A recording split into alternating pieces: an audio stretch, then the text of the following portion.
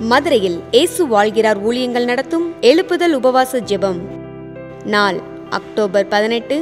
நேரம் காலை 9:30 மணி முதல் மதியம் 2:30 மணி வரை. தேவ செய்தி சகோதரர் எல். வின்சென்ட்ராஜ். பாடல் ஆராதனை சகோதரி கலா வின்சென்ட்ராஜ். இடம் இயேசு அழைக்கிறார் Jebagopuram, bypass road, Palanganatham, PRC depot அருகில், மதுரை. தேவ பிள்ளைகளே, இந்த எழுப்புதல் உபவாச ஜெபத்தில் கலந்து கொண்டு தேசத்தின் எழுப்புதலுக்காகவும் குடும்பத்தின் ஆசீர்வாதத்துக்காகவும் இணைந்து ஜெபிக்க உங்கள் யாவரையும் அன்போடு அழைக்கிறோம். மேலும் விவரங்களுக்கு கீழே உள்ள தொலைபேசி எண்ணை தொடர்பு கொள்ளுங்கள்.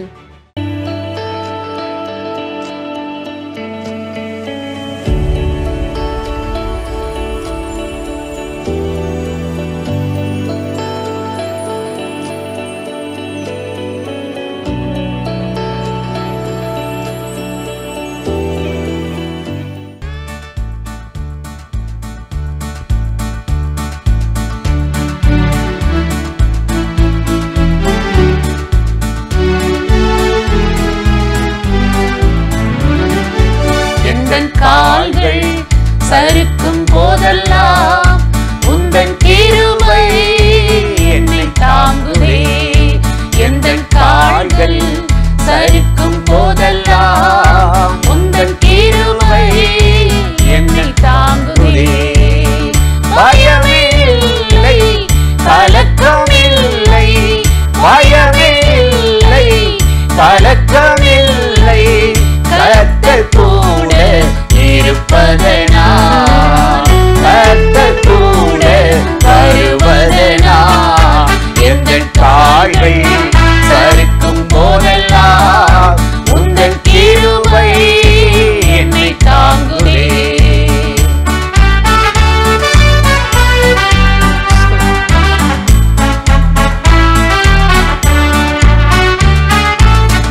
எந்தன் வழிகளில் என்னை காக்கவே தேவன் தூதர்களை அனுப்பிடுவார்.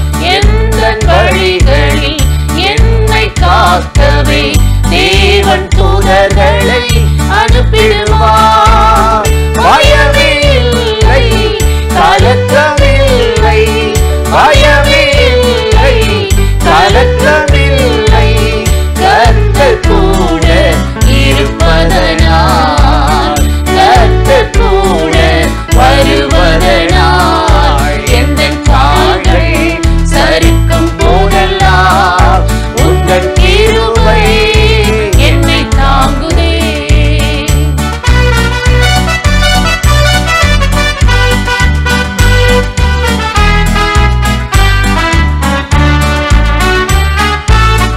எந்தன் பாதம் கல்லில் இடராமல் தூதர்கள் கைகளிலே ஏந்திடுவார்கள். எந்தன் பாதம் கல்லில் இடராமல் தூதர்கள் கைகளிலே ஏந்திடுவார்கள்.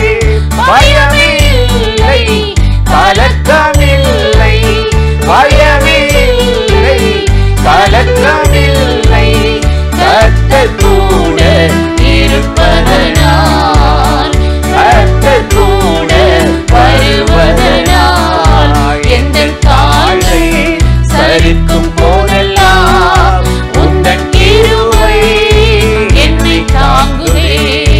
எந்தன் கால்கள் சறுக்கும் போதெல்லாம் உந்தன் கிருபை என்னை தாங்குதே.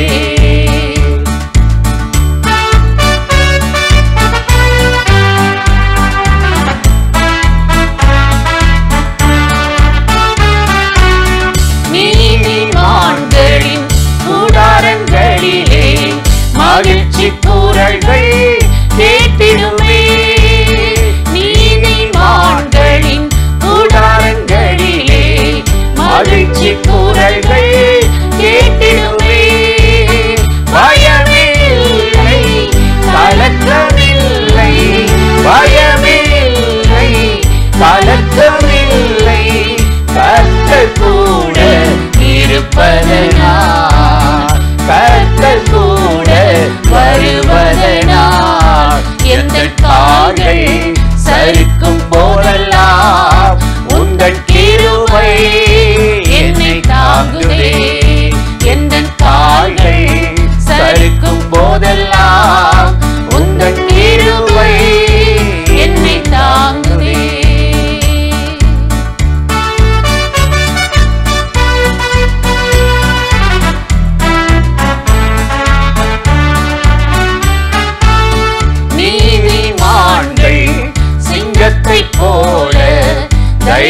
தைரியமாகவே இருப்பார்கள். நீதிமான்கள் சிங்கத்தை போல தைரியமாகவே இருப்பார்கள். பயமே இல்லை, கலக்கமில்லை, பயமே இல்லை, கலக்கமில்லை, கர்த்தர் கூட இருப்பதனால், கர்த்தர் கூட வருவதனால், எந்த கால்கள் சறுக்கும் போதெல்லாம் உந்தன் கிருபை என்னை தாங்குதே. எந்த கால்கள் சறுக்கும் போதெல்லாம் உந்தன் கிருபை என்னை தாங்குதே.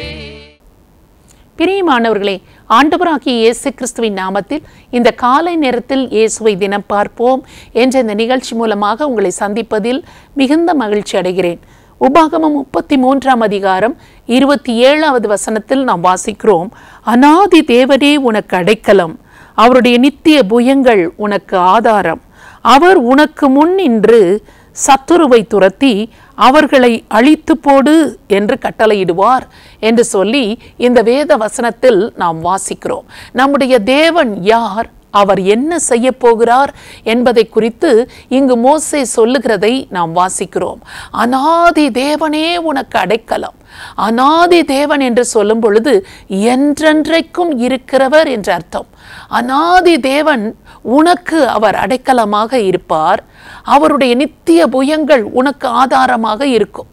அவர் என்ன செய்வார் என்றால் உனக்கு முன் நின்று சத்துருவை துரத்தி விடுவார்.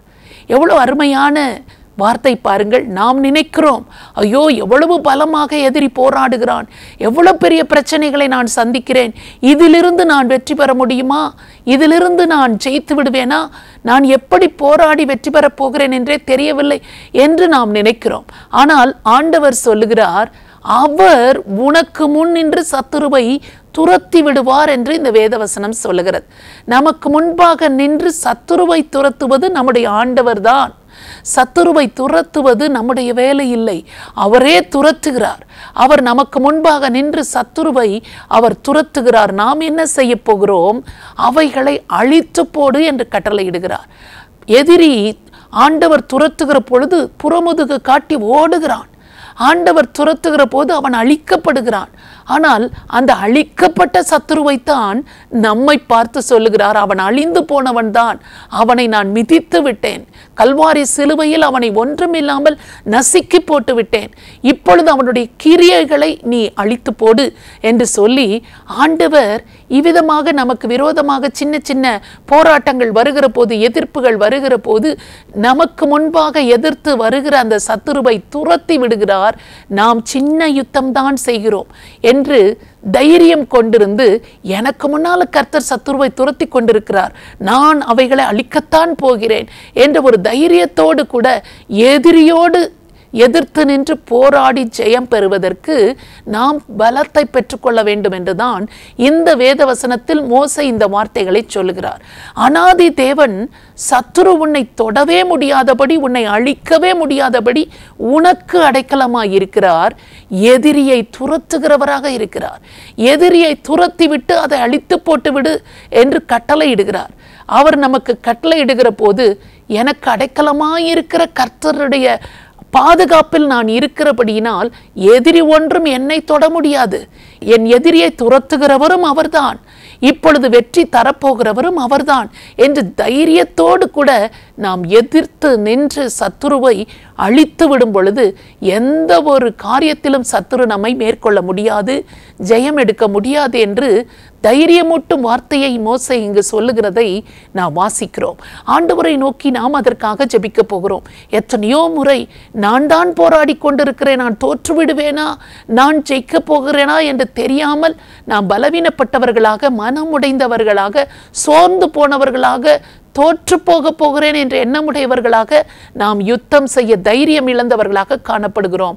ஆனால் இந்த வேத வசனம் சொல்லுகிறது, அவர் உனக்கு அடைக்கலமாக இருக்கிறார், எதிரியை துரத்துகிறார், அதனால் தைரியமாக நீ சத்துருவை அழித்து விடு என்று ஆண்டவர் சொல்லுகிறபடினால் இந்த சத்துருவின் கிரியைகளை அழிக்க வேண்டிய பலனை கர்த்தர் நமக்கு தரும்படியாக நாம் இப்பொழுது ஜெபிக்கலாமா? ஸ்தோத்திரம் ஆண்டவரே, உம்மை நன்றியோடு நாங்கள் உம்மை துதிக்கிறோம். உமது ஜீவனுள்ள வார்த்தைகளுக்காக உமக்கு ஸ்தோத்திரம். அநாதி தேவன் உனக்கு அடைக்கலமாயிருப்பார் என்று சொல்லப்பட்ட வார்த்தையின்படியாக எங்களுக்கு அடைக்கலமும் புகலிடமும் உமது புயங்கள் எங்களுக்கு ஆதாரமாகவும் இருப்பதற்காக நாங்கள் உம்மை நன்றியோடு ஸ்தோத்திரம் பண்ணுகிறோம்.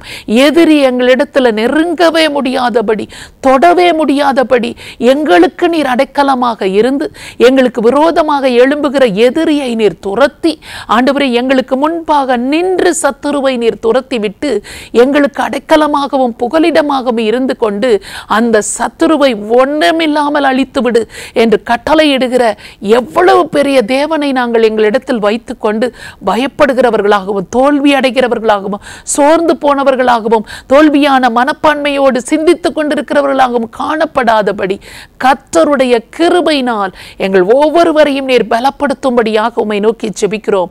ஆண்டவரே, இப்பொழுது சந்தித்து வருகிற எந்த ஒரு போராட்டத்திலும் சத்துரு ஜெயிக்க முடியாது.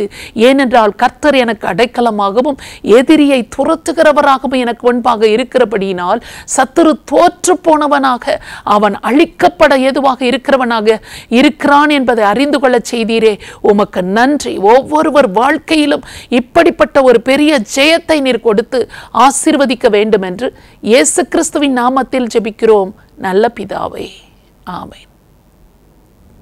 இந்த நிகழ்ச்சி உங்களுக்கு மிகுந்த ஆசீர்வாதமாய் இருந்திருக்கும் என்று நிச்சயமாய் நாங்கள் நம்புகிறோம்.